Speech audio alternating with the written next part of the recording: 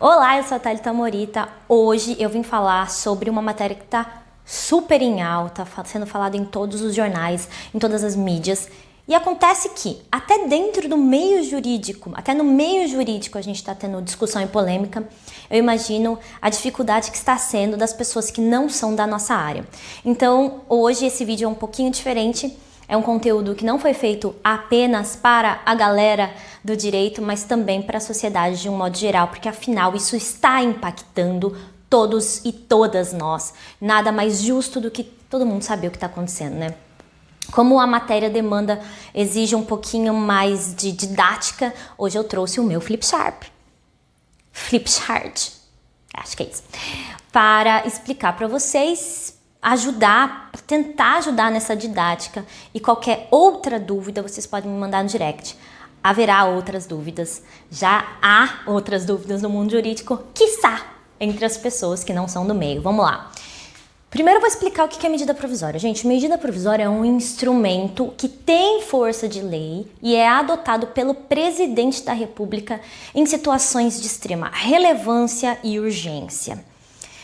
Tem força de lei, produz efeitos imediatos por 60 dias, sendo prorrogáveis por mais 60, ou seja, ao todo 120 dias. Depois disso, o Congresso Nacional tem que apreciar para dizer que se vira lei ou não, tá? Mas esse aí é um outro assunto. Vocês já sabem que é uma medida provisória, já sabem então que é um instrumento que tem força de lei imediata, adotado pelo presidente da República.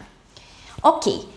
Essa medida provisória aqui, a 927, ela vai falar sobre essa situação do coronavírus que a gente está passando, dando as medidas trabalhistas que serão pertinentes nesse meio desse caos que nós estamos vivendo. Então, primeira coisa, é uma coisa temporária, tá? Não é permanente. Em tese, ela vigora até dia 31 de dezembro, porque está referenciando um decreto de estado de calamidade pública que fala sobre essa data. Mas o que é real é que será uma medida adotada para esta situação específica. O que está todo mundo falando era sobre a suspensão do contrato, e essa medida inclusive já caiu, eu vou falar um pouquinho mais pra frente. Mas eu vejo que as pessoas não estão falando sobre o artigo que eu penso que é o mais crítico de todos. É o artigo 2º. O artigo 2º dessa medida provisória, ela fala sobre a livre negociação entre o patrão e o empregado, desde que não afronte as garantias que estão previstas na Constituição Federal. Todo o resto pode ser livremente negociado entre o empregador e o empregado. Vocês compreendem a criticidade, a gravidade e a amplitude desse artigo 2º? Aqui dentro, tá? Por exemplo, inclusive a suspensão do contrato de trabalho sem pagamento nenhum. É permitido, porque a suspensão do contrato de trabalho, em tese, não é uma garantia direta, que está diretamente garantida pela Constituição Federal.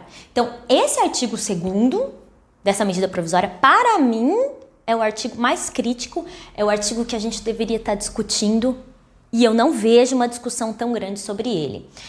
O que for negociado entre empregador e empregado por esse artigo e que não afronte a Constituição Federal, vale acima das leis e acima das convenções ou acordos coletivos. Essa é a gravidade do artigo 2º. E aí, a gente tem o rol exemplificativo. Gente, esse rol de possíveis medidas a serem tomadas, que está no artigo 2º, perdão, está no artigo 3º, ele é um rol exemplificativo. Ele não é taxativo, ou seja, podem ser tomadas essas medidas, dentre outras, é o que está escrito lá. Então, o teletrabalho, a antecipação das férias individuais e coletivas, a antecipação dos feriados, o banco de horas, o diferimento do FGTS, ou seja, não pagar o FGTS por 3 meses e pagar parcelado depois, e a tal da suspensão do contrato de trabalho por qualificação do empregado, que foi revogada um dia depois com a MP 928, ou seja, isso aqui não vale mais, tá? Tudo isso são algumas medidas que o empregador pode tomar, dentre outras. E aí eu volto para o artigo 2º, que fala livre negociação. Entendem? Que a gente deveria estar falando sobre isso e não sobre uma das medidas possíveis. Olha a complexidade da coisa. Eu não vou falar sobre cada uma dessas medidas hoje, porque senão o vídeo vai ficar muito longo. Então eu vou fazer outros vídeos, aí sim, sobre cada uma dessas medidas que vão sendo detalhadas na MP 927. Hoje eu quero só passar o parâmetro geral do que fala essa MP 927, tá?